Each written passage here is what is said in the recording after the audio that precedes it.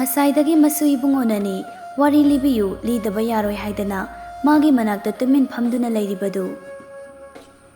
Masugi matauda wari liraroi haina khalamba katu ngamdri. Chaurelna Isu thoiba karino ni nangna matang sadana ngasi pupuda ningai taurisibo. Ha nachi di karai chatkre. Nachi halaklaga punna liragim ni nangi warido. Thoiba mapuda yengaktuna tapna Asengbagi libigadra pupua ai ngasigi wari yamna taningdana tawbani pupua horena changlakpagi matamda lebiyu ko hoi hoi su thoiba hojikti ne yamna ngali ngayak sana thokluro asumna mapuna thembada thoiba harauna sanaba amu chatkirami matamdi haujinki numit tarum tarum tawsilakle angang haiba sidi apetpa leikhomgumani Ngasayda matang chadana wari libiyo haina ningai torambadu hausiktada amuk sanaba chatkibadagi hanjilakni khangkhidre masuna numit taraklaba sifauba halaktrabada kaisunatana mamana phubiba tare khanduna masubu kausinba thongalomda thoraklami ure lambida masunu pa amadi nupina harau tayamna chen chongduna sanaribadu Madu ubada amuksu nokfit tawi taibangi awa nungai karimata khangda sanaribadu ubada Chaurel masu singdubu kausili Hai isu thoibao isu thoibi noibu laone he tabro thoiba numi tarakle ne namana sauba tare ne he na khoibo Mapuna kaubadu tarabada sanaduna leiramba masu anidu mapuna leptuna leiriba adomda chensilai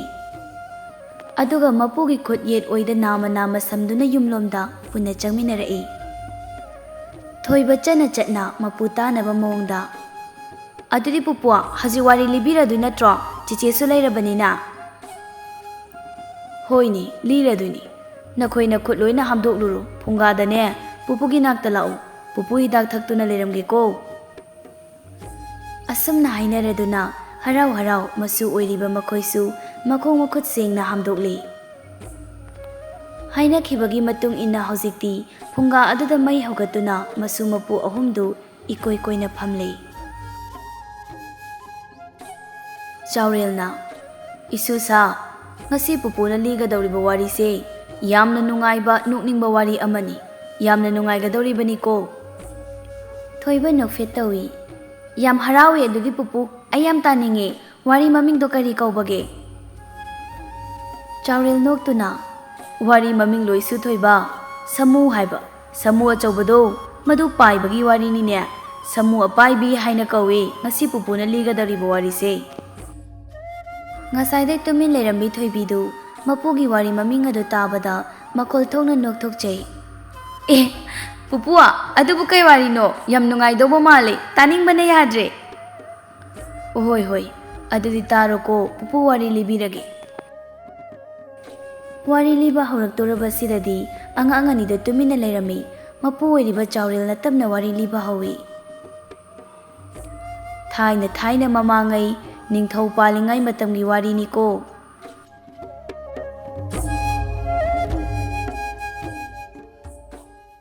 Yaisikol hairiba lamdam asi thangnaba leibak miyamna yamna kalakpa yamna mitaba leibak amani Yaisikol gi sana konung phauba sana asengbana kupi senjau paibada maming chatli Leibak asigi ningthau luhenba asi mahaki loinabi luhenbi sakta chuda lamba leite amadi matam masida jagoi saba haibada maming chatpa icham chamdaba mabema amani Sana konungi nongpok thangba maikaida leiriba pukri achauba amadi leikol macha aduda ningthau amadi leimarembi anidu wari sanari Mafam adugi phasabadubu yengduna Luhenba ningthauna tapna hai Leimarembi tabra Haibiyudoi ningthau Aigi lamdam asi hana sumna ipa ipugi matamdagi thoin hena nungairamba nattidu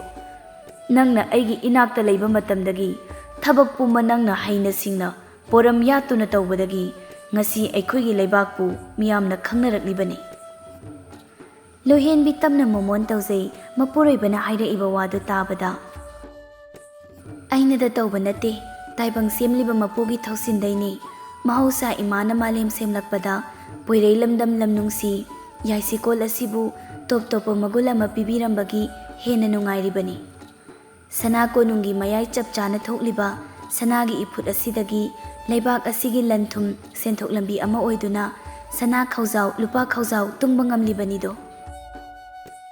Luhenba ningthauna chummi haibagum makok adu khajik nomi aduga waridu amarumda muk puthoktuna makha tai. Nacha nupana khulai tamba chatkibadu mathang tha haurakpa dwaida soidana halakpa haibadu oirani. Ichana halaklabadi luhong kaihongnaba tawrasi.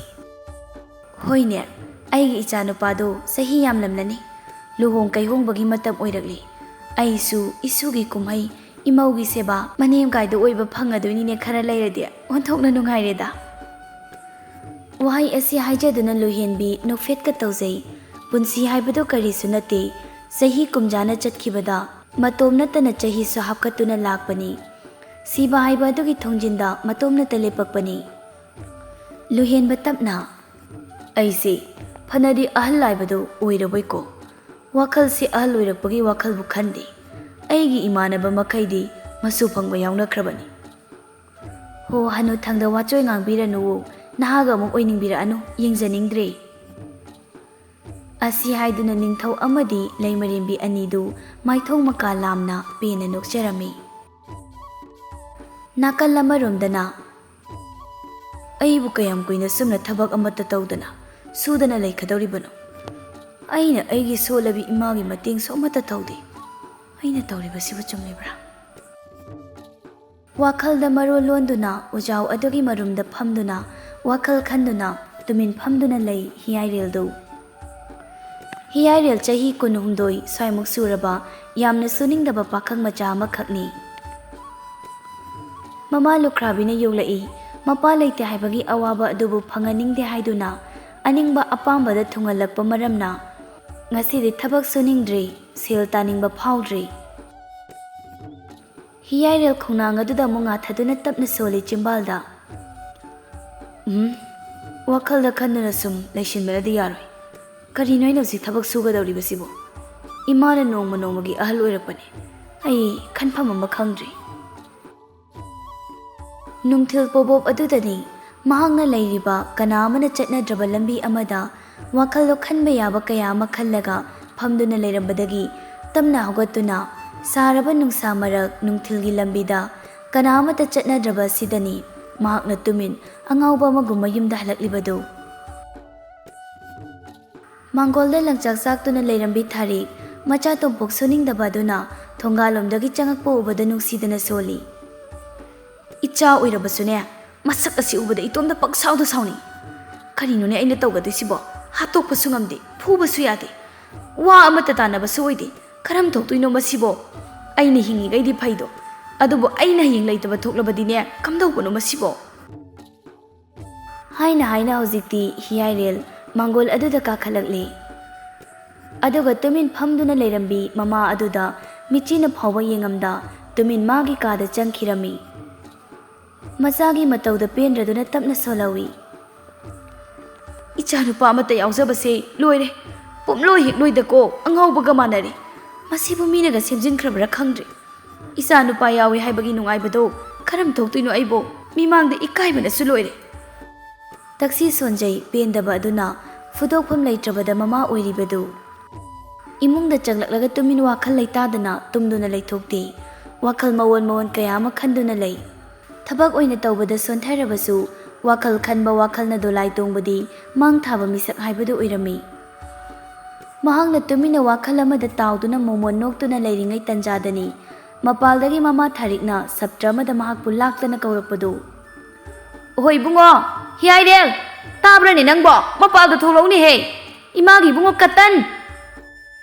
Khangpre khangi mamagi kholaw adubu tabada hiyairel hiptuna leirambadu phuklauna hogatuna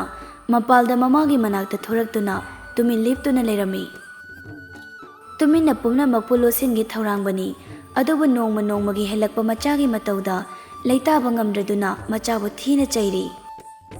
Imagi bungo nangsi imana yengi yauni yengbani farakadra na adubu nangdi farakpadi lairadana hena dum hensilaklene Karam thokladino nangbo ha nama aina hinglingadi phaye adubo aina hinglaikhidaba thoklabadi nang kamdauba ha asumna thabak mana amata sudana nangbu sum laiba yagadro aise nangi khanbada yamna wai nama aise siba ngamoidori ibungo aroibagi wai khara do haibada mama oiribado khol khajing ninglap tawri mamagi matauda hiyairel tumi laithokpa ngamde aduna nungsiba mityeng yengduna tapna khumi ima nachai su tasengna tawningdaba nati imagi yam khali adubu nachai se kaidawduino khangdi adunani phare ima nachai yengdagi yumsi thadoktuna sel tanba imagi mateng oina bahaidana ai sel tanba chatlage na khali laira bahaibasina thengnariba awaba kaya suna suna konarakraba suna hobana helaba honna mai palaktraba asi bahaibadu matomna tawakhalda khalli lairabada loiraba lukhrabi mama macha anidu wadi hainada amana amada yengnaduna pena kapchai numidang wairamgi matamni laikai adugi senjau paiba wanglengi imungdani sakta chuda changkhonbi yengli khudingi penba naidabi laikai pakhang kayagi mitafam oiribi thambal harauna lairi mata kayaga loinana ho ita thambal soida sum noktuna laigadabagi masaru khulgi pukri achauba sanjapung adu phawba sum chaluse hoi yaye khoinau chaluse asumna harau makhoi mayamdu khulgi pukri achauba adomda sum laklami fajaduna lairaba maithongda numidang wairamgi numitna chingya thangba nongjabina ngangranaba duga ningolgi maithongbu hena fajathokle amadi numit khudingi numidang wairamgi matamda mapang kanasu yauda tumin adumak chachaba hiyairil mahakna leisabi makhoiga lambida thengnarure hiyairil thambalgi fajabadu ubada chatlambadu leptuna chatkhribi mahakpu adumak yengduna leihawi momon tawna tapna soli kanagi machano onthokna fajareda khul lekai macha soidana oigani aigi oibaga phangabadi kayada laibak phagadabano aise monda nungaina sumna hairamlaga thangnaba mikupta tamna soli pukning sonthana migi macha phajabase aina khoidaraga kaidoruni thabak suningdaba ainabu karamna sigumba nupi awara palaitaba phangadoribano mahang masana masabu hanthana khanjaba asumna somda leisabi makoisu hiyairelgi maramda chana wari sai asigi nupase thangnaba lekaidagini masakti yam phajabani nupadu nupa malaga adubu thabakti yam suningdabani yamna tanbani onthokna pamukhre aidi thambal hairaiba matagi waduda ingangakna thajadana khumi asengroi ta nangna hairibadubo aidi lekai su kaya thoktabani na khangdi nungaiti yamna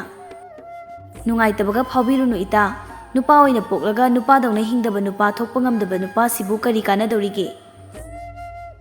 mana thabak sudri sibu leinaga leibajalo masak siga yam chanadi yeta onthokna pamogre thambal tamna hairaklami thambalgi wahaida mata amana tapna phagi oi kai oi pamoi hairaga naita nangdi sel supai nangi thamoi kisiki giga kirodana nangna sembirabadi soidana mai pakpa mi oigani ye asi haiduna leisabi mayamdu wawa launa nokjai matamdi khangaude numit asima loikhirami numidangi matamni mama macha anidu chak ising chaba loiraga chakhumda wari tawri tharikna nang boina thabak sudedana imana saubagi wana tiri aina nangbu piklingai thaktuna lakbani nangama thakpadi kaishu leiba nati adubu ibungo imana leitraba matamda nang karamna hingawgani adunani nangbo aina sel tanba chatluna hairibado hoi imana hairibado yamna phai haiba nacha isu khangjai ai hayengdi yumsi thadoktuna umangda ujaw yanba chatlagi aikhoigi yumdagi uriba umang asida thabak chalani hairabada namidang aduda mama oiribi mahakna machana chatpada changadaba pochai pumba loina yombirami matamdi khangauba nate asumna numit asima loiraduna thangnaba ayukta hiyairel yum thadoraktuna chatnaba thorangba loire salamdagi matamda mama oiribi mahakna machabu asopan yaudana manam ningthina nambiduna mai paknaba khudi thiba yaudan halakpa oyo haiduna mangol pirami asumna hojikti hiyairel ꯃꯌꯨꯝ ꯊꯥꯗꯣꯛꯇꯨꯅ ꯎꯃꯪ ꯑꯗꯨꯗ ꯂꯥꯛꯂꯤ꯫ ꯃꯇꯣꯝꯇ ꯂꯣꯏꯔꯣꯏ ꯑꯌꯨꯛꯀꯤ ꯅꯨꯡꯁꯥ ꯁꯥꯒꯠꯄꯒ ꯑꯣꯏꯔꯦ, ꯅꯨꯡꯁꯥꯅꯒ ꯁꯥꯕꯒ ꯋꯥꯕꯅ ꯂꯣꯏꯔꯦ꯫ ꯑꯗꯨꯕꯨ ꯍꯣꯠꯅꯗꯕ ꯌꯥꯗꯦ, ꯋꯥꯕ ꯌꯥꯗꯦ ꯈꯟꯗꯨꯅ ꯑꯗꯨꯃꯛ ꯄꯣꯊꯥꯗꯅ ꯂꯥꯛꯏ꯫ ꯂꯦꯞꯇꯅ ꯑꯗꯨꯃꯛ ꯂꯥꯛꯄꯅ ꯍꯧꯖꯤꯛꯇꯤ ꯎꯃꯪ ꯑꯗꯨꯃꯗꯤ ꯌꯧꯔꯦꯗꯣ꯫ ꯑꯗꯨꯕꯨ ꯂꯝꯁꯥꯡ ꯂꯥꯛꯄꯅ ꯋꯥꯔꯗꯨꯅ ꯎꯖꯥꯎ ꯑꯃꯒꯤ ꯃꯈꯥ ꯆꯪꯗꯨꯅ ꯉꯥꯏꯍꯥꯛ ꯄꯣꯊꯥꯒꯦ ꯍꯥꯏꯗꯨꯅ ꯇꯨꯃꯤꯟ ꯐꯝꯗꯨꯅ ꯑꯋꯥꯕ ꯑꯗꯨꯕꯨ ꯐꯅꯕ ꯍꯣꯠꯅꯗꯨꯅ ꯂꯩꯔꯝꯃꯤ꯫ ꯇꯨꯃꯤꯟꯅ ꯎꯃꯪꯒ ꯑꯣꯏꯔꯦ, ꯀꯧꯖꯦꯡ ꯍꯥꯔꯧ ꯈꯣꯡꯕꯒꯤ ꯃꯈꯣꯜꯗꯤ ꯈꯔ ꯇꯥꯏ꯫ ꯇꯨꯃꯤꯟꯅ ꯁꯨꯝ ꯐꯝꯗꯨꯅ ꯂꯩꯕꯅ ꯑꯀꯣꯏꯕꯗꯨꯁꯨ ꯂꯩꯅ ꯌꯦꯡꯉꯛꯄꯗ ꯎꯔꯨꯔꯦ, ꯃꯅꯥꯛ ꯅꯛꯅ ꯁꯍꯤꯡ ꯆꯥꯕ ꯎꯆꯦꯛ ꯂꯪꯖꯥ ꯈꯔꯅ ꯑꯇꯤꯌꯥꯗ ꯈꯣꯡꯗꯨꯅ ꯄꯥꯏꯕꯗꯨ꯫ ꯆꯥꯎꯈ꯭ꯔꯕ ꯎꯆꯦꯛ ꯑꯗꯨꯕꯨ ꯎꯕꯗ ꯇꯞꯅ ꯁꯣꯜꯂꯤ꯫ ꯏꯁ, ꯑꯣꯟꯊꯣꯛꯅ ꯆꯥꯎꯕ ꯑꯣꯏꯔꯦ ꯃꯁꯤꯒꯤ ꯎꯆꯦꯛ ꯑꯁꯤꯗꯤ꯫ ꯅꯍꯥꯟꯒꯩ ꯑꯩꯅ ꯅꯛꯅ ꯎꯗꯕꯒꯤ ꯑꯣꯏꯔꯦꯗꯅ꯫ ꯀꯔꯤꯅꯣ, ꯀꯔꯤ ꯂꯩꯕꯒꯤꯅꯣ ꯃꯈꯣꯏꯅ ꯑꯃꯨꯛ ꯂꯩꯃꯥꯏ ꯇꯝꯅ ꯌꯥꯡꯅ ꯄꯥꯏꯔꯤꯕꯁꯤꯕꯣ? ꯑꯁꯤ ꯍꯥꯏꯗꯨꯅ ꯌꯥꯝ ꯃꯨꯟꯅ ꯎꯆꯦꯛꯁꯤꯡꯗꯨꯗ ꯃꯤꯠꯀꯨꯞꯇ ꯌꯦꯡꯗꯨꯅ ꯂꯩ꯫ ꯑꯗꯨꯕꯨ ꯑꯃꯔꯣꯝꯗ ꯑꯇꯩ ꯅꯠꯇꯦ, ꯁꯥꯁꯤꯡ ꯆꯥꯕ ꯎꯆꯦꯛ ꯂꯪꯖꯥ ꯑꯁꯤꯅ ꯄꯥꯏꯁꯤꯟꯗꯨꯅ ꯂꯩꯔꯤꯕꯁꯤ ꯑꯇꯩ ꯅꯠꯇꯦ, ꯁꯤꯗꯨꯅ ꯂꯩꯔꯤꯕ ꯁꯥꯃꯨ ꯑꯆꯧꯕ ꯑꯃꯕꯨ ꯆꯥꯅꯕ ꯍꯥꯏꯗꯨꯅ ꯇꯧꯔꯤꯕꯅꯤ꯫ ꯆꯥꯎꯈ꯭ꯔꯕ ꯁꯥꯃꯨ ꯑꯗꯨꯕꯨ ꯃꯈꯣꯏ ꯎꯆꯦꯛ ꯃꯌꯥꯝꯗꯨꯅ ꯆꯣꯡꯁꯤꯟꯗꯨꯅ ꯁꯥꯃꯨꯒꯤ ꯁꯥꯗꯣꯡ ꯑꯗꯨꯕꯨ ꯁꯦꯠꯇꯨꯅ ꯆꯥꯔꯤ꯫ ꯑꯃꯗꯒꯤ ꯑꯅꯤ, ꯑꯅꯤꯗꯒꯤ ꯑꯍꯨꯝ, ꯁꯥꯃꯨ ꯃꯅꯨꯡꯗ ꯁꯨꯝ ꯆꯪꯗꯨꯅ ꯆꯥꯔꯛꯄꯅ ꯎꯆꯦꯛ ꯂꯪꯖꯥ ꯄꯨꯝꯕ ꯁꯥꯃꯨ ꯑꯗꯨꯒꯤ ꯃꯅꯨꯡꯗ ꯆꯪꯈꯤꯔꯝꯃꯤ꯫ ꯁꯥꯗꯣꯡ ꯄꯨꯝꯕ ꯑꯌꯥꯝꯕꯒꯤ ꯁꯔꯨꯛ ꯆꯥꯊꯣꯛꯄ ꯑꯣꯏꯕꯅ ꯐꯅ ꯂꯨꯝꯕ ꯁꯥꯃꯨ ꯑꯣꯏꯔꯕꯁꯨ ꯍꯧꯖꯤꯛꯇꯤ ꯌꯥꯝꯅ ꯌꯥꯡꯕ ꯍꯥꯏꯕꯗꯨ ꯑꯣꯏꯔꯝꯃꯤ꯫ ꯑꯗꯨꯅ ꯎꯆꯦꯛ ꯃꯌꯥꯝꯗꯨꯅ ꯁꯥꯃꯨ ꯍꯛꯆꯥꯡ ꯃꯅꯨꯡꯗ ꯆꯪꯗꯨꯅ ꯑꯇꯤꯌꯥ ꯇꯝꯅ ꯇꯞꯅ ꯄꯥꯏꯈꯠꯂꯛꯂꯤ꯫ ꯑꯣꯏꯔꯦ ꯍꯧꯖꯤꯛꯇꯤ ꯁꯥꯃꯨ ꯑꯄꯥꯏꯕꯤ ꯍꯥꯏꯕꯗꯨ, ꯃꯅꯨꯡꯗ ꯂꯩꯔꯤꯕ ꯎꯆꯦꯛ ꯃꯌꯥꯝꯗꯤ ꯃꯄꯥꯟ ꯊꯣꯡꯗꯒꯤ ꯎꯗꯕꯅ ꯑꯁꯤꯕ ꯑꯃꯒꯨꯝꯅꯗꯤ ꯎꯗ꯭ꯔꯦꯗꯣ꯫ ꯍꯤꯌꯥꯏꯔꯦꯜꯗꯣ ꯈꯪꯄ꯭ꯔꯦꯛ ꯍꯦꯛ ꯈꯪꯏ꯫ ꯑꯆꯧꯕ ꯁꯥꯃꯨ ꯑꯗꯨꯅ ꯄꯥꯏꯈꯠꯂꯛꯄꯗꯨ ꯎꯕꯗ ꯐꯝꯗꯨꯅ ꯂꯩꯔꯝꯕꯗꯒꯤ ꯐꯨꯛ ꯂꯥꯎꯅ ꯍꯧꯒꯠꯂꯤ, ꯑꯗꯨꯒ ꯈꯪꯍꯥꯏ ꯍꯥꯏꯔꯝꯃꯤ꯫ ꯏ, ꯀꯩꯅꯣ ꯇꯧꯔꯤꯕ ꯃꯇꯧ ꯑꯁꯤꯗꯤ? ꯁꯥꯃꯨꯅꯕꯨ ꯑꯇꯤꯌꯥꯗ ꯎꯆꯦꯛꯀꯨꯝ ꯄꯥꯏꯕ? ꯏꯃꯥꯏ, ꯑꯩꯗꯤ ꯑꯃꯨꯛ ꯐꯥꯎꯕ ꯎꯗ꯭ꯔꯤꯅꯦ꯫ ꯀꯔꯤ ꯃꯇꯧꯅꯣ ꯇꯧꯔꯤꯕꯁꯤꯕꯣ? ꯑꯥꯏ, ꯁꯥꯃꯨ ꯑꯁꯤ ꯇꯞꯅ ꯁꯨꯝ ꯂꯦꯞꯇꯅ ꯄꯥꯏꯈ꯭ꯔꯦꯅꯦꯍꯦ꯫ ꯋꯥꯍꯩꯁꯤꯡ ꯑꯁꯤꯒ ꯏꯔꯣꯏꯅꯅ ꯄꯥꯏꯈ꯭ꯔꯤꯕ ꯁꯥꯃꯨ ꯑꯗꯨꯒꯤ ꯇꯨꯡ ꯏꯟꯅꯩ, ꯆꯦꯟꯆꯠꯁꯨ ꯑꯗꯨꯃꯛ ꯆꯠꯂꯤ, ꯑꯗꯨꯒ ꯁꯨꯝꯅ ꯍꯥꯏ, ꯑꯩꯕꯨ ꯏꯇꯣꯝꯇꯅ ꯌꯦꯡꯗꯨꯅ ꯂꯩꯕꯅ ꯐꯔꯣꯏꯗ꯭ꯔꯥ? ꯃꯁꯤ ꯑꯩ ꯏꯇꯣꯝꯇ ꯌꯦꯡꯗꯨꯅ ꯂꯩꯕꯅ ꯐꯔꯔꯣꯏ꯫ ꯁꯥꯃꯨ ꯑꯁꯤ ꯈꯨꯜꯂꯣꯝꯗ ꯁꯨꯝ ꯄꯥꯏꯈ꯭ꯔꯦ꯫ ꯃꯤꯌꯥꯝ ꯄ꯭ꯔꯖꯥ ꯀꯅꯥ ꯑꯃꯅ ꯊꯦꯡꯅꯗ꯭ꯔꯤꯉꯩ ꯋꯥꯐꯝ ꯑꯁꯦ ꯑꯩꯅ ꯍꯥꯟꯅ ꯏꯅꯤꯡꯊꯧꯗ ꯍꯥꯏꯍꯧꯕꯅ ꯐꯒꯅꯤ꯫ ꯑꯁꯤ ꯈꯟꯗꯨꯅ ꯂꯩꯖꯕ ꯊꯧꯅꯥ ꯄꯨꯊꯣꯛꯇꯨꯅ ꯂꯥꯛꯂꯤꯕ ꯊꯕꯛ ꯑꯁꯤꯕꯨ ꯆꯔꯥꯡꯅꯕ ꯋꯥꯈꯜꯅ ꯀꯥꯡꯊꯣꯛꯇꯨꯅ ꯂꯝꯖꯦꯜ ꯊꯥꯔꯛꯇꯨꯅ ꯀꯟꯅ ꯆꯦꯜꯂꯛꯇꯨꯅ ꯁꯅꯥ ꯀꯣꯅꯨꯡ ꯇꯝꯅ ꯋꯥꯔꯕꯁꯨ ꯋꯥꯅ ꯌꯧꯔꯛꯂꯤ꯫ ꯊꯣꯉꯥꯛꯄ ꯑꯃꯗ ꯌꯥꯝꯅ ꯇꯍꯥꯅ ꯊꯦꯡꯅꯔꯛꯄ ꯄꯨꯝꯕ ꯍꯥꯏꯔꯝꯃꯤ꯫ ꯊꯣꯉꯥꯛꯄ ꯑꯗꯨꯁꯨ ꯌꯥꯝꯅ ꯉꯛꯅ ꯄ꯭ꯔꯞ ꯅꯤꯡꯊꯧꯒꯤ ꯃꯅꯥꯛꯇ ꯆꯪꯗꯨꯅ ꯄꯥꯎ ꯄꯨꯝꯕ ꯇꯝꯂꯝꯃꯤ꯫ ꯅꯤꯡꯊꯧ ꯃꯍꯥꯛꯁꯨ ꯍꯥꯏꯔꯛꯂꯤꯕꯁꯤꯗ ꯉꯛꯄꯅ ꯂꯣꯏꯔꯦ꯫ ꯂꯨꯍꯦꯟꯕ ꯅꯤꯡꯊꯧ ꯑꯃꯗꯤ ꯂꯨꯍꯦꯟꯕꯤ ꯂꯩꯃꯔꯦꯝꯕꯤ ꯑꯅꯤꯁꯨ ꯍꯤꯌꯥꯏꯔꯦꯜꯒꯤ ꯃꯅꯥꯛꯇ ꯈꯪꯅꯤꯡꯅ ꯂꯥꯛꯇꯨꯅ ꯀꯔꯤ ꯀꯝꯗꯧꯕꯅꯣ ꯍꯥꯏꯅ ꯍꯪꯉꯝꯃꯤ꯫ ꯍꯤꯌꯥꯏꯔꯦꯜ ꯋꯥꯔꯤ ꯋꯥꯈꯣꯡ ꯄꯨꯝꯕ ꯑꯃꯠꯇ ꯆꯤꯊꯗ ꯅꯤꯡꯊꯧ ꯑꯃꯗꯤ ꯂꯩꯃꯔꯦꯝꯕꯤ ꯑꯅꯤꯒꯤ ꯃꯐꯝꯗ ꯂꯤꯔꯝꯃꯤ꯫ ꯂꯨꯍꯦꯟꯕ ꯅꯤꯡꯊꯧ ꯃꯅꯥꯏ ꯃꯁꯦꯟꯕꯨ ꯇꯥꯅꯕ ꯀꯟꯅ ꯂꯥꯎꯗꯨꯅ ꯍꯥꯏꯈꯤꯔꯝꯃꯤ꯫ ꯀꯅꯥ ꯂꯩ? ꯍꯧꯖꯤꯛꯃꯛ ꯅꯨꯄꯥ ꯑꯁꯤꯒ ꯂꯣꯏꯅꯅ ꯁꯒꯣꯜ ꯇꯣꯡꯗꯨꯅ ꯁꯥꯃꯨ ꯑꯄꯥꯏꯕꯤ ꯃꯥꯒꯤ ꯃꯅꯥꯛꯇ ꯆꯠꯂꯨ, ꯈꯣꯡꯂꯩ ꯊꯨꯔꯣ꯫ ꯍꯥꯏꯔꯛꯄꯒꯤ ꯃꯇꯨꯡ ꯏꯟꯅ ꯃꯅꯥꯏ ꯃꯌꯥꯝ ꯑꯗꯨꯒ ꯂꯣꯏꯅꯅ ꯁꯥꯃꯨ ꯑꯄꯥꯏꯕꯤ ꯑꯗꯨꯒꯤ ꯃꯅꯥꯛ ꯇꯝꯅ ꯆꯠꯈꯤꯔꯝꯃꯤ꯫ ꯋꯥꯔꯤ ꯃꯔꯛ ꯊꯠꯅ ꯊꯣꯏꯕ ꯃꯄꯨꯗ ꯁꯨꯝꯅ ꯍꯥꯏ, ꯄꯨꯄꯨ, ꯁꯥꯃꯨ ꯑꯄꯥꯏꯕꯤꯗꯣ ꯅꯤꯡꯊꯧꯅ ꯐꯥꯔꯒ ꯃꯍꯥꯛꯀꯤ ꯑꯣꯏꯗꯣꯏꯔꯣ? ꯁꯥꯃꯨꯅ ꯄꯥꯏꯕ ꯍꯥꯏꯕꯗꯣ ꯀꯌꯥꯝ ꯀꯨꯏꯅ ꯄꯥꯏꯗꯣꯏꯅꯣ ꯄꯨꯄꯨ? ꯆꯥꯎꯔꯦꯜ ꯅꯣꯛꯐꯦꯠ ꯇꯧꯗꯨꯅ ꯃꯁꯨꯅ ꯍꯪꯉꯤꯕꯗꯨꯕꯨ ꯈꯨꯝꯃꯤ꯫ ꯊꯣꯏꯕ, ꯋꯥꯔꯤꯁꯤ ꯇꯥꯔꯒ ꯌꯦꯡꯉꯨꯅꯦ, ꯁꯥꯃꯨ ꯍꯥꯏꯕ ꯑꯆꯧꯕ ꯁꯥꯁꯤꯅ ꯄꯥꯏꯗꯅ ꯀꯌꯥꯝ ꯀꯨꯏꯅ ꯄꯥꯏꯒꯗꯧꯔꯤꯕꯅꯣ? ꯊꯣꯏꯕꯤꯁꯨ ꯃꯄꯨꯗ ꯌꯦꯡꯗꯨꯅ, ꯄꯨꯄꯨ, ꯋꯥꯔꯤꯁꯤ ꯌꯥꯝ ꯅꯨꯡꯉꯥꯏꯉꯣ, ꯍꯤꯌꯥꯏꯔꯦꯜꯗꯣ ꯁꯥꯃꯨꯗ ꯉꯥꯎꯗꯅ ꯊꯕꯛ ꯑꯝꯇ ꯁꯨꯗ꯭ꯔꯦꯀꯣ? ꯑꯁꯤ ꯍꯥꯏꯗꯨꯅ ꯁꯤꯊ ꯅꯣꯛꯆꯩ꯫ ꯑꯗꯨꯗꯤ ꯄꯨꯄꯨ, ꯋꯥꯔꯤꯁꯦ ꯑꯃꯨꯛ ꯃꯈꯥ ꯇꯥꯅ ꯂꯤꯕ ꯍꯧꯔꯒꯦꯀꯣ, ꯃꯨꯟꯅ ꯇꯥꯔꯣ꯫ ꯑꯁꯤ ꯍꯥꯏꯗꯨꯅ ꯆꯥꯎꯔꯦꯜ ꯋꯥꯔꯤꯗꯣ ꯃꯈꯥ ꯇꯥꯅ ꯂꯤꯕ ꯍꯧꯔꯛꯏ꯫ ꯆꯠꯈ꯭ꯔꯤꯕ ꯃꯅꯥꯏ ꯃꯁꯦꯟ ꯃꯌꯥꯝ ꯑꯗꯨꯒꯤ ꯃꯇꯨꯡ ꯏꯟꯅꯔꯛꯂꯤ ꯂꯨꯍꯦꯟꯕꯤ ꯑꯃꯗꯤ ꯂꯨꯍꯦꯟꯕ ꯂꯩꯕꯥꯛ ꯃꯄꯨ ꯑꯣꯏꯔꯤꯕ ꯑꯅꯤꯗꯨ꯫ ꯆꯠꯅ ꯅꯤꯡꯊꯧ ꯑꯃꯗꯤ ꯂꯩꯃꯔꯦꯝꯕꯤ ꯑꯅꯤꯗꯨ ꯋꯥꯔꯤ ꯁꯥꯅꯩ, ꯑꯃꯅ ꯑꯃꯗ ꯌꯦꯡꯅꯗꯨꯅ꯫ ꯏꯅꯤꯡꯊꯧ, ꯑꯩꯒꯤ ꯋꯥꯈꯜ ꯑꯁꯤꯅ ꯀꯌꯥ ꯊꯥꯖꯧ ꯍꯥꯏꯕꯗꯤ ꯌꯥꯗꯦ꯫ ꯁꯥꯃꯨ ꯍꯥꯏꯕ ꯆꯥꯎꯈ꯭ꯔꯕ ꯁꯥꯁꯤꯅ ꯑꯇꯤꯌꯥ ꯊꯛꯇ ꯄꯥꯏ ꯍꯥꯏꯔꯤꯕꯁꯤꯕꯨ ꯑꯣꯏꯊꯣꯛꯄ ꯌꯥꯕ꯭ꯔꯣ? ꯊꯥꯖꯕ ꯋꯥꯠꯂꯕꯁꯨ ꯂꯩꯃꯔꯦꯝꯕꯤ, ꯃꯤ ꯑꯃꯅ ꯇꯝꯂꯛꯄ ꯑꯣꯏꯕꯅ ꯑꯣꯏꯗꯕ ꯋꯥꯍꯩꯗꯤ ꯀꯔꯤꯁꯨ ꯍꯥꯏꯔꯛꯑꯣꯏ꯫ ꯀꯔꯤꯒꯨꯝꯕ ꯅꯤꯡꯊꯧ ꯑꯩꯕꯨ ꯎꯁꯤꯠ ꯊꯑꯣꯏꯗꯗꯅ ꯍꯥꯏꯖꯤꯟꯕ ꯑꯣꯏꯔꯝꯂꯕꯗꯤ ꯃꯍꯥꯛꯄꯨ ꯅꯤꯡꯊꯧ ꯑꯩꯅ ꯈꯨꯗꯛꯇ ꯑꯉꯥꯡ ꯑꯣꯜꯍꯟꯒꯅꯤ꯫ ꯋꯥꯔꯤ ꯁꯥꯅ ꯁꯥꯅ ꯁꯨꯝ ꯂꯥꯛꯄꯅ ꯌꯧꯔꯛꯂꯦ ꯍꯧꯖꯤꯛꯇꯤ ꯃꯅꯥꯏ ꯃꯁꯤꯟ ꯀꯌꯥ ꯑꯃꯗꯤ ꯍꯤꯌꯥꯏꯔꯦꯜ ꯌꯥꯎꯅ ꯂꯦꯞꯇꯨꯅ ꯂꯩꯔꯝꯕꯗ ꯎꯔꯦ꯫ ꯇꯁꯦꯡꯅ ꯁꯥꯃꯨ ꯑꯗꯨꯅ ꯌꯥꯝꯅ ꯋꯥꯡꯕ ꯅꯠꯇꯅ ꯑꯇꯤꯌꯥꯗ ꯄꯥꯏꯔꯤꯕꯗꯨ ꯃꯗꯨ ꯎꯕꯗ ꯂꯩꯃꯔꯦꯝꯕꯤ ꯑꯃꯗꯤ ꯅꯤꯡꯊꯧ ꯉꯛꯅ ꯌꯦꯡꯗꯨꯅ ꯂꯩ꯫ ꯂꯨꯍꯦꯟꯕꯅ ꯇꯞꯅ "ꯀꯅꯥ ꯂꯩ? ꯁꯥꯃꯨ ꯑꯁꯤ ꯂꯩꯃꯥꯏꯗ ꯑꯝꯇ ꯄꯨꯔꯛꯎ, ꯑꯗꯨꯒ ꯁꯥꯃꯨ ꯑꯁꯦ ꯁꯅꯥ ꯀꯣꯅꯨꯡ ꯇꯝꯅ ꯄꯨꯔꯛꯎ"꯫ ꯑꯁꯨꯝꯅ ꯃꯅꯥꯏ ꯃꯁꯤꯟ ꯀꯌꯥꯒ ꯂꯣꯏꯅꯅ ꯁꯅꯥ ꯀꯣꯅꯨꯡ ꯇꯝꯅ ꯃꯌꯥꯝꯗꯨ ꯂꯣꯏꯅ ꯂꯥꯛꯂꯦ꯫ ꯃꯇꯝꯗꯤ ꯈꯪꯍꯧꯗꯦ, ꯅꯨꯃꯤꯠ ꯇꯥꯔꯨꯝ ꯇꯥꯔꯨꯝ ꯇꯥꯔꯛꯄ ꯍꯥꯏꯕꯗꯨ ꯑꯣꯏꯔꯦ꯫ ꯁꯅꯥ ꯀꯣꯅꯨꯡꯗ ꯃꯤꯌꯥꯝ ꯄ꯭ꯔꯖꯥꯅ ꯄꯤꯛ ꯊꯜꯂꯤ ꯑꯃꯗꯤ ꯃꯆꯥꯅ ꯁꯥꯃꯨ ꯑꯄꯥꯏꯕꯤ ꯑꯃ ꯊꯦꯡꯅꯔꯛꯂꯦ ꯍꯥꯏꯕꯒꯤ ꯄꯥꯎ ꯃꯃꯥ ꯑꯣꯏꯔꯤꯕꯤ ꯊꯔꯤꯛ ꯃꯍꯥꯛꯁꯨ ꯇꯥꯔꯦ꯫ ꯑꯗꯨꯕꯨ ꯃꯍꯥꯛꯁꯨ ꯁꯅꯥ ꯀꯣꯅꯨꯡ ꯆꯠꯅꯕ ꯊꯧꯔꯥꯡꯖꯩ꯫ ꯑꯩꯅ ꯇꯥꯔꯤꯕ ꯄꯥꯎꯁꯤꯕꯨ ꯀꯔꯤ ꯄꯥꯎꯅꯣ? ꯑꯩꯒꯤ ꯏꯆꯥꯗ ꯊꯣꯛꯂꯤꯕ ꯃꯌꯥꯝꯁꯤꯕꯨ ꯀꯔꯤꯅꯣ? ꯑꯩ ꯍꯥꯏꯐꯝ ꯑꯃ ꯈꯪꯗ꯭ꯔꯦ꯫ ꯅꯤꯡꯊꯧꯅ ꯀꯔꯤꯕꯨ ꯍꯥꯏꯔꯛꯀꯗꯧꯔꯤꯕꯅꯣ ꯇꯧꯔꯤꯕꯁꯤꯕꯣ? ꯄ꯭ꯔꯞ ꯄ꯭ꯔꯞ ꯂꯣꯏꯁꯤꯟꯗꯨꯅ ꯃꯆꯥꯕꯨ ꯎꯅꯤꯡꯕꯅ ꯊꯔꯤꯛ ꯁꯅꯥ ꯀꯣꯅꯨꯡ ꯇꯝꯅ ꯂꯥꯛꯂꯦ꯫ ꯃꯍꯥꯛꯅ ꯂꯥꯛꯄꯅ ꯅꯤꯡꯊꯧꯅ ꯋꯥ ꯉꯥꯡꯅꯕ ꯊꯧꯔꯥꯡꯗꯨꯅ ꯂꯩꯔꯝꯕꯗꯨ ꯎꯏ꯫ ꯑꯗꯨꯒ ꯃꯆꯥꯅꯨꯄꯥ ꯍꯤꯌꯥꯏꯔꯦꯜꯅ ꯅꯤꯡꯊꯧꯒꯤ ꯃꯅꯥꯛꯇ ꯂꯦꯞꯇꯨꯅ ꯂꯩ꯫ ꯅꯤꯡꯊꯧꯅ ꯈ꯭ꯋꯥꯏ ꯃꯤꯌꯥꯝꯕꯨ ꯇꯥꯅꯕ ꯃꯑꯣꯡꯗ ꯁꯨꯝꯅ ꯍꯥꯏ: "ꯏꯊꯥ ꯊꯥꯖꯗꯅ ꯏꯆꯥꯒꯨꯝꯂꯕ ꯅꯨꯄꯥ ꯃꯆꯥ ꯑꯁꯤꯅ ꯌꯥꯝꯅ ꯉꯛꯄ ꯊꯧꯗꯣꯛ ꯑꯃꯅꯤ ꯁꯥꯃꯨ ꯑꯄꯥꯏꯕꯤ ꯑꯁꯤꯕꯨ ꯊꯦꯡꯅꯕ꯫ ꯅꯤꯡꯊꯧ ꯑꯩꯉꯣꯟꯗ ꯁꯤꯟꯅꯕꯤꯔꯦ ꯍꯧꯖꯤꯛꯇꯤ꯫ ꯃꯥꯂꯦꯝꯗ ꯑꯇꯥꯡꯕ ꯁꯥꯃꯨ ꯃꯈꯜ ꯑꯃꯅꯤ, ꯑꯗꯨꯅ ꯑꯩꯅ ꯅꯨꯄꯥ ꯃꯆꯥ ꯑꯁꯤꯕꯨ ꯑꯆꯧꯕ ꯃꯅꯥ ꯃꯊꯨꯝ ꯄꯤꯔꯒꯦ ꯍꯥꯏꯅ ꯈꯜꯂꯤꯗꯣ"꯫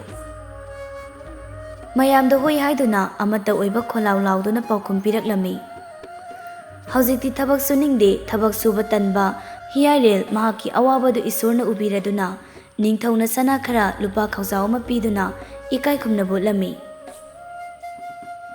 ꯃꯆꯥꯒꯤ ꯃꯥꯏ ꯄꯥꯛꯄꯗꯨ ꯎꯕꯗ ꯃꯃꯥ ꯑꯣꯏꯔꯤꯕꯤ ꯊꯔꯤꯛ ꯌꯥꯝꯅ ꯍꯔꯥꯎꯖꯔꯝꯃꯤ꯫ ꯍꯔꯥꯎꯕꯅ ꯃꯔꯝ ꯑꯣꯏꯔꯒ ꯃꯤꯠꯂꯨ ꯄꯤꯔꯥꯡ ꯐꯥꯎꯕ ꯆꯦꯟꯊꯩ꯫ ꯃꯤꯔꯛ ꯅꯥꯔꯛ ꯑꯗꯨꯗ ꯊꯝꯕꯥꯜ ꯃꯍꯥꯛꯁꯨ ꯍꯤꯌꯥꯏꯔꯦꯜ ꯃꯍꯥꯛꯄꯨ ꯌꯦꯡꯗꯨꯅ ꯂꯩꯔꯤꯕꯅꯤ꯫ ꯅꯤꯡꯉꯣꯜ ꯄꯨꯛꯅꯤꯡꯅ ꯈꯣꯏꯗꯥꯈꯤꯕ ꯑꯄꯥꯝꯕ ꯄꯣꯛꯈꯤꯕꯅꯤ ꯉꯔꯥꯡꯇ, ꯑꯃꯗꯤ ꯄꯥꯈꯪ ꯃꯍꯥꯛꯅꯁꯨ ꯅꯨꯄꯤ ꯃꯍꯥꯛꯄꯨ ꯈꯣꯏꯗꯥꯈꯤꯕꯅꯤ꯫ ꯑꯁꯨꯝꯅ ꯍꯤꯌꯥꯏꯔꯦꯜ ꯃꯅꯥ ꯃꯊꯨꯝ ꯀꯌꯥ ꯑꯗꯨꯕꯨ ꯂꯧꯗꯨꯅ ꯌꯨꯝꯗ ꯍꯟꯈꯤꯔꯝꯃꯤ꯫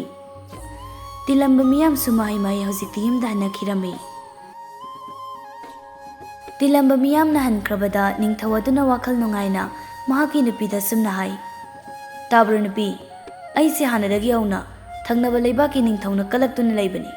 ꯉꯁꯤꯒꯤ ꯄꯥꯎ ꯑꯁꯤ ꯇꯥꯕꯗ ꯍꯦꯟꯅ ꯑꯗꯨꯝ ꯀꯂꯛꯄ ꯍꯦꯜꯂꯅꯤ"꯫ "ꯍꯣ, ꯃꯗꯨꯃꯗꯤꯅꯦ ꯑꯆꯨꯝꯕ ꯋꯥꯐꯝꯅꯤ꯫ ꯍꯧꯖꯤꯛꯇꯤ ꯁꯥꯃꯨ ꯑꯄꯥꯏꯕꯤ ꯑꯁꯤꯒꯤ ꯃꯇꯦꯡꯅ ꯑꯩꯈꯣꯏ ꯍꯦꯟꯅ ꯅꯨꯡꯉꯥꯏꯕ ꯌꯥꯔꯒꯅꯤ꯫ ꯁꯥꯃꯨ ꯑꯄꯥꯏꯕꯤ ꯑꯁꯤꯕꯨ ꯌꯦꯡꯕ ꯂꯥꯛꯄꯗꯅꯦ ꯁꯦꯜ ꯂꯧꯁꯦ꯫ ꯈꯥ ꯊꯪꯕ ꯃꯥꯏꯀꯩꯔꯣꯝꯗꯅꯦ ꯁꯥꯃꯨ ꯑꯗꯨꯃꯛ ꯄꯥꯏꯗꯨꯅ ꯂꯩꯍꯧꯔꯤ꯫ ꯉꯁꯥꯏꯗꯒꯤ ꯂꯩꯃꯥꯏꯗ ꯁꯨꯡꯄꯥꯏ ꯍꯦꯛ ꯄꯥꯏꯊꯔꯛꯇꯦ, ꯑꯣꯟꯊꯣꯛꯄ ꯍꯥꯏꯕꯗꯨꯅꯤ"꯫ ꯇꯁꯦꯡꯅ ꯍꯥꯏꯔꯕꯗ ꯁꯥꯃꯨ ꯑꯁꯤ ꯑꯄꯥꯏꯕꯤ ꯁꯥꯃꯨ ꯑꯃꯗꯤ ꯅꯠꯇꯦ꯫ ꯎꯆꯦꯛ ꯃꯌꯥꯝꯅ ꯁꯥꯗꯣꯡ ꯆꯥꯅꯕꯒꯤ ꯁꯥꯃꯨꯒꯤ ꯑꯆꯧꯕ ꯍꯛꯆꯥꯡ ꯃꯅꯨꯡꯗ ꯄꯥꯏꯗꯨꯅ ꯂꯩꯕꯅ ꯁꯥꯃꯨ ꯑꯁꯤ ꯄꯥꯏꯔꯤꯕꯅꯤ꯫ ꯁꯥꯗꯣꯡ ꯑꯁꯤꯅ ꯂꯣꯏꯔꯛꯄ ꯃꯇꯝꯗ ꯑꯁꯤꯕ ꯁꯥꯃꯨ ꯃꯍꯥꯛꯇꯤ ꯂꯩꯃꯥꯏꯗ ꯁꯣꯏꯗꯅ ꯇꯥꯔꯛꯀꯅꯤ꯫ ꯑꯣꯟꯊꯣꯛꯄ ꯅꯤꯡꯊꯧꯅꯤ, ꯑꯗꯨꯕꯨ ꯅꯣꯡꯗꯝꯕ ꯃꯄꯨꯅ ꯑꯁꯨꯝ ꯊꯣꯛꯂꯣ ꯍꯥꯏꯅ ꯊꯣꯛꯂꯤꯕꯅꯤ꯫ ꯂꯥꯏꯕꯛ ꯊꯤꯕ ꯀꯅꯥ ꯑꯃꯅ ꯈꯪꯍꯧꯗꯅ ꯂꯥꯏꯕꯛ ꯐꯔꯛꯄ ꯑꯃꯗꯤ ꯐꯗꯨꯅ ꯂꯩꯔꯝꯕ ꯀꯅꯥ ꯑꯃꯅ ꯂꯥꯏꯕꯛ ꯊꯤꯔꯛꯄꯁꯤ ꯈꯨꯕꯥꯛ ꯈꯨꯅꯝ ꯅꯥꯏꯕ ꯃꯤꯑꯣꯏꯕꯅꯤ, ꯂꯥꯏꯕꯛꯀꯤ ꯅꯣꯡꯗꯝꯗ ꯍꯤꯡꯕ ꯃꯤꯑꯣꯏꯕꯅꯤ꯫ ꯁꯣꯝꯗ ꯌꯨꯝꯗꯅꯤ ꯃꯃꯥ ꯃꯆꯥ ꯑꯅꯤꯗꯣ ꯍꯔꯥꯎꯅ ꯋꯥꯔꯤ ꯁꯥꯅꯩ꯫ "ꯏꯃꯥ, ꯍꯧꯖꯤꯛꯇꯤ ꯏꯃꯥ ꯏꯆꯥꯒꯤ ꯑꯋꯥꯕꯁꯦ ꯁꯣꯏꯗꯅ ꯀꯣꯛꯂꯒꯅꯤ꯫ ꯂꯩꯔꯤꯕ ꯁꯅꯥ ꯂꯨꯄꯥ ꯑꯁꯤꯅ ꯏꯃꯥ ꯏꯆꯥꯒꯤ ꯃꯜꯂꯕ ꯌꯨꯝ ꯑꯁꯤꯕꯨꯁꯨ ꯁꯦꯝꯍꯧꯕ ꯌꯥꯔꯒꯅꯤ꯫ ꯑꯃꯗꯤ ꯂꯩꯔꯤꯕ ꯁꯦꯜ ꯑꯁꯤꯅ ꯅꯆꯥ ꯑꯩꯕꯨꯁꯨ ꯂꯨꯍꯣꯡ ꯀꯩꯍꯣꯡꯕ ꯇꯧꯍꯧꯔꯁꯤ, ꯑꯅꯧꯕ ꯄꯨꯟꯁꯤ ꯑꯃꯗ ꯍꯤꯡꯕ ꯍꯧꯔꯁꯤ"꯫ ꯂꯨꯍꯣꯡ ꯀꯩꯍꯣꯡꯕꯒꯤ ꯋꯥꯐꯝꯒ ꯏꯆꯥꯅ ꯍꯥꯏꯗꯣꯔꯛꯂꯤꯕꯁꯤꯕꯨ ꯏꯆꯥꯒꯤ ꯅꯨꯡꯁꯤꯅꯕꯤꯒ ꯂꯩꯕ꯭ꯔꯣ? "ꯅꯨꯡꯁꯤꯅꯕꯗꯤ ꯂꯩꯇꯦꯗ, ꯄꯥꯝꯖꯕ ꯑꯃꯗꯤ ꯂꯩ꯫ ꯍꯌꯦꯡꯃꯛ ꯆꯠꯇꯨꯅ ꯏꯃꯥꯅ ꯍꯥꯏꯅꯕꯤꯔꯨꯆꯣ"꯫ ꯑꯁꯤ ꯍꯥꯏꯗꯨꯅ ꯃꯃꯥꯒꯤ ꯃꯐꯝꯗ ꯊꯝꯕꯥꯜꯕꯨ ꯃꯁꯛ ꯇꯥꯛꯂꯝꯃꯤ꯫ ꯊꯪꯅꯕ ꯅꯨꯃꯤꯠꯇ ꯃꯆꯥꯒꯤ ꯅꯨꯄꯤ ꯍꯥꯏꯕ ꯆꯠꯂꯝꯃꯤ ꯁꯦꯟꯖꯥꯎ ꯄꯥꯏꯕ ꯋꯥꯡꯂꯦꯟ ꯃꯍꯥꯛꯁꯨ ꯉꯔꯥꯡ ꯊꯣꯛꯈꯤꯕ ꯊꯧꯗꯣꯛ ꯑꯗꯨꯕꯨ ꯃꯤꯠꯅ ꯎꯍꯧꯕ ꯑꯃꯗꯤ ꯐꯪꯈꯤꯕ ꯃꯅꯥ ꯃꯊꯨꯝ ꯀꯌꯥꯗꯨꯅ ꯃꯔꯝ ꯑꯣꯏꯔꯒ ꯊꯥꯔꯤꯛꯀꯤ ꯏꯃꯨꯡ ꯑꯁꯤꯒ ꯉꯥꯏꯁꯦꯟ ꯑꯣꯏꯅꯤꯡꯕ ꯐꯥꯎꯔꯝꯃꯤ꯫ ꯑꯁꯨꯝꯅ ꯂꯨꯍꯣꯡꯕꯒꯤ ꯃꯇꯝ ꯂꯦꯞꯅꯔꯝꯃꯤ꯫ ꯅꯨꯡꯊꯤꯜ ꯑꯗꯨꯗ ꯏꯊꯥ ꯊꯥꯖꯗꯅ ꯅꯤꯡꯊꯧ ꯂꯨꯍꯦꯟꯕꯗꯨ ꯑꯔꯨꯝ ꯍꯧꯔꯛꯂꯤ꯫ ꯌꯥꯝꯅ ꯀꯟꯅ ꯍꯤꯗꯥꯛ ꯆꯥꯕꯗꯒꯤ ꯈꯔꯗꯤ ꯐꯔꯝꯃꯤ, ꯑꯗꯨꯕꯨ ꯃꯁꯥꯗꯣ ꯆꯠꯄꯗ ꯍꯩꯔꯪ ꯂꯩꯔꯪꯗꯤ ꯇꯧꯏ꯫ ꯅꯤꯡꯊꯧ ꯂꯨꯍꯦꯟꯕꯅ "ꯀꯅꯥ ꯂꯩ? ꯑꯩ ꯍꯧꯖꯤꯛ ꯉꯥꯏꯍꯥꯛ ꯄꯣꯊꯥꯕ ꯑꯣꯏꯅ ꯁꯥꯃꯨ ꯇꯣꯡꯒꯦ, ꯁꯥꯃꯨ ꯑꯄꯥꯏꯕꯤ ꯑꯁꯤ ꯇꯣꯡꯒꯦ"꯫ ꯅꯤꯡꯊꯧꯒꯤ ꯌꯥꯊꯪ ꯑꯣꯏꯕꯅ ꯀꯅꯥ ꯑꯃꯅ ꯍꯤꯛꯇꯣꯛꯄ ꯉꯝꯗꯦ꯫ ꯑꯗꯨꯅ ꯁꯥꯃꯨ ꯑꯗꯨꯕꯨ ꯇꯣꯡꯅꯕ ꯊꯧꯔꯥꯡꯂꯝꯃꯤ꯫ ꯃꯊꯪ ꯂꯦꯟꯒꯤ ꯃꯁꯥꯒꯤ ꯍꯛꯆꯥꯡꯒꯤ ꯐꯤꯕꯝ ꯐꯖꯅ ꯈꯪꯕꯅ ꯃꯔꯝ ꯑꯣꯏꯔꯒ ꯂꯨꯍꯦꯟꯕꯤ ꯃꯍꯥꯛꯅ ꯇꯧꯒꯅꯨ ꯀꯣꯟꯅ ꯇꯣꯡꯉꯨ ꯍꯥꯏꯗꯨꯅ ꯌꯥꯝꯅ ꯈꯥꯝꯖꯔꯝꯃꯤ꯫ ꯑꯗꯨꯕꯨ ꯑꯅꯝ ꯀꯟꯕꯅ ꯃꯔꯝ ꯑꯣꯏꯔꯒ ꯌꯥꯔꯝꯗꯦ꯫ ꯑꯃꯗꯤ ꯅꯨꯃꯤꯠ ꯆꯨꯞꯄ ꯑꯃ ꯁꯥꯗꯣꯡ ꯑꯗꯨꯕꯨ ꯆꯥꯕ ꯂꯣꯏꯔꯛꯂꯕꯗ ꯁꯥꯃꯨꯒꯤ ꯍꯛꯆꯥꯡ ꯃꯅꯨꯡꯗ ꯂꯩꯔꯝꯕ ꯎꯆꯦꯛ ꯂꯪꯆꯥ ꯎꯃꯪꯗꯒꯤ ꯑꯃꯅꯤ ꯁꯨꯝ ꯄꯥꯏꯊꯣꯛꯈ꯭ꯔꯕꯗ ꯍꯥꯏꯅ ꯍꯧꯖꯤꯛꯇꯤ ꯅꯤꯡꯊꯧ ꯑꯗꯨꯅ ꯁꯥꯃꯨ ꯑꯗꯨꯕꯨ ꯇꯣꯡꯗꯨꯅ ꯑꯇꯤꯌꯥꯗ ꯇꯞꯅ ꯇꯞꯅ ꯄꯥꯏꯈꯠꯄ ꯍꯥꯏꯕꯗꯨ ꯑꯣꯏꯔꯦ꯫ ꯂꯩ ꯃꯔꯦꯝꯕꯤ ꯌꯥꯎꯅ ꯃꯅꯥꯏ ꯃꯁꯦꯟ ꯄꯨꯝꯕ ꯅꯤꯡꯊꯧꯅ ꯁꯥꯃꯨ ꯑꯄꯥꯏꯕꯤ ꯇꯣꯡꯕꯗꯨ ꯌꯦꯡꯉꯝꯃꯤ꯫ ꯑꯃꯗꯤ ꯎꯆꯦꯛꯁꯤꯡꯁꯨ ꯑꯔꯨꯝꯕ ꯄꯣꯠꯁꯛ ꯑꯃꯅ ꯀꯟꯅ ꯅꯟꯊꯔꯛꯄꯁꯤꯗ ꯈꯪꯍꯧꯗꯅ ꯁꯥꯃꯨ ꯃꯅꯨꯡ ꯑꯗꯨꯗꯒꯤ ꯊꯣꯛꯇꯨꯅ ꯄꯨꯂꯞ ꯍꯦꯛꯇ ꯄꯥꯏꯈ꯭ꯔꯦ꯫ ꯍꯧꯖꯤꯛꯇꯤ ꯑꯁꯤꯕ ꯁꯥꯃꯨ ꯑꯗꯨꯒꯤ ꯍꯛꯆꯥꯡꯗꯨ ꯑꯇꯤꯌꯥ ꯊꯛꯇꯨꯗꯒꯤ ꯎꯔꯨ ꯎꯪꯗꯨꯅ ꯂꯩꯃꯥꯏꯗ ꯇꯥꯔꯛꯂꯦ꯫ ꯎꯄꯥꯏ ꯂꯩꯇ꯭ꯔꯕ ꯅꯤꯡꯊꯧꯁꯨ ꯑꯗꯨꯃꯛ ꯌꯥꯎꯔꯛꯂꯦ꯫ ꯀꯅꯥꯁꯨ ꯅꯤꯡꯊꯧꯕꯨ ꯀꯟꯕ ꯉꯝꯍꯧꯗꯦ꯫ ꯑꯔꯦꯝꯕꯗ ꯍꯧꯖꯤꯛꯇꯤ ꯅꯤꯡꯊꯧ ꯑꯗꯨ ꯊꯋꯥꯏ ꯃꯥꯡꯉꯦ꯫ ꯑꯗꯨꯕꯨ ꯄꯨꯝꯅꯃꯛ ꯑꯁꯤ ꯀꯅꯥꯅꯁꯨ ꯍꯤꯌꯥꯏꯔꯦꯜꯒꯤ ꯃꯊꯛꯇ ꯇꯥꯏꯅꯗ꯭ꯔꯦ꯫ ꯅꯤꯡꯊꯧꯅ ꯃꯁꯥ ꯉꯝꯗꯕꯗꯨꯅ ꯇꯧꯔꯤꯕꯅꯤ ꯈꯟꯈꯤꯔꯝꯃꯤ꯫ ꯃꯌꯥꯝ ꯆꯪꯗꯅ ꯅꯤꯡꯊꯧ ꯑꯗꯨꯕꯨ ꯑꯔꯣꯏꯕ ꯃꯊꯧ ꯃꯉꯝ ꯇꯧꯕꯤꯔꯝꯃꯤ꯫ ꯂꯩꯕꯥꯛ ꯅꯤꯡꯊꯧ ꯂꯩꯇ꯭ꯔꯦ, ꯑꯅꯥꯕ ꯑꯃꯅ ꯈꯪꯍꯧꯗꯅ ꯇꯥꯏꯕꯪ ꯊꯥꯗꯣꯛꯄꯅꯤ ꯍꯥꯏꯅ ꯃꯤꯌꯥꯝꯅ ꯇꯥꯅꯔꯝꯃꯤ꯫ ꯑꯁꯨꯝꯅ ꯍꯧꯖꯤꯛꯇꯤ ꯂꯩꯕꯥꯛ ꯑꯁꯤꯕꯨ ꯃꯆꯥ ꯏꯕꯨꯡꯉꯣ ꯑꯗꯨꯅ ꯂꯩꯉꯥꯛꯂꯝꯃꯤ꯫ ꯅꯣꯡꯗꯝꯕꯒꯤ ꯀꯨꯝꯍꯩꯗꯒꯤ ꯊꯝꯕꯥꯜ ꯑꯃꯗꯤ ꯍꯤꯌꯥꯏꯔꯦꯜ ꯂꯨꯍꯣꯡꯈꯤꯗꯨꯅ ꯅꯨꯡꯉꯥꯏ ꯌꯥꯏꯐꯅ ꯄꯥꯜꯂꯤ꯫ ꯑꯋꯥꯕ ꯄꯨꯝꯕ ꯀꯣꯛꯂꯤ꯫ ꯅꯤꯡꯊꯧꯅ ꯄꯤꯔꯝꯕ ꯁꯅꯥ ꯂꯨꯄꯥ ꯑꯗꯨꯅ ꯇꯧꯕ ꯌꯥꯕ ꯊꯕꯛ ꯑꯃ ꯇꯧꯗꯨꯅ ꯅꯨꯡꯉꯥꯏꯅ ꯄꯥꯟꯈꯤꯔꯝꯃꯤ꯫ ꯋꯥꯔꯤꯁꯤ ꯂꯤꯕ ꯂꯣꯏꯔꯛꯄꯗ ꯊꯣꯏꯕ ꯌꯥꯝ ꯄꯦꯟꯅ ꯃꯈꯣꯜ ꯊꯣꯛꯅ ꯅꯣꯛꯏ꯫ ꯄꯨꯄꯨꯒꯤ ꯋꯥꯔꯤꯁꯤꯕꯨ ꯅꯨꯡꯉꯥꯏꯕ꯭ꯔꯅꯦ ꯁꯨꯁꯥ? ꯌꯥꯝ ꯅꯨꯡꯉꯥꯏꯌꯦ ꯄꯨꯄꯨ, ꯃꯣꯏ ꯅꯤꯡꯊꯧꯗꯣ ꯌꯥꯝ ꯄꯪꯉꯤꯀꯣ꯫ ꯑꯗꯨꯅꯅꯤ ꯁꯨꯁꯥ, ꯄꯣꯠ ꯆꯩ ꯑꯃ ꯂꯩꯕ ꯃꯇꯝꯗꯅꯦ ꯃꯄꯥꯟ ꯊꯣꯡꯒꯤ ꯐꯖꯕꯗꯨꯕꯨ ꯌꯦꯡꯗꯨꯅ ꯂꯩꯒꯅꯨ, ꯃꯅꯨꯡ ꯍꯨꯠꯅ ꯀꯝꯗꯧꯅ ꯐꯕ꯭ꯔꯥ ꯐꯠꯇꯕ꯭ꯔꯥ ꯍꯥꯏꯗꯨ ꯌꯦꯡꯗꯨꯅ ꯂꯩꯌꯨꯀꯣ꯫ ꯃꯁꯨ ꯑꯅꯤꯗꯣ ꯑꯃꯠꯇ ꯑꯣꯏꯅ ꯈꯨꯝꯃꯤ, ꯍꯣꯏ ꯄꯨꯄꯨ꯫ ꯐꯔꯦ ꯑꯗꯨꯗꯤ ꯋꯥꯔꯤꯁꯨꯅꯦ ꯂꯤꯕ ꯂꯣꯏꯔꯦ, ꯑꯗꯨꯅ ꯆꯥꯛ ꯏꯁꯤꯡ ꯆꯥꯗꯨꯅ ꯇꯨꯝꯅꯕ ꯇꯧꯔꯁꯤꯀꯣ, ꯃꯃꯥꯅ ꯆꯥꯛꯁꯨ ꯂꯣꯏꯔꯦ꯫ ꯑꯁꯨꯝꯅ ꯃꯁꯨ ꯃꯄꯨ ꯃꯈꯣꯏ ꯍꯔꯥꯎ ꯆꯥꯛ ꯏꯁꯤꯡ ꯆꯥꯗꯨꯅ ꯅꯨꯡꯉꯥꯏꯅ ꯄꯣꯊꯥꯈꯤꯔꯝꯃꯤ꯫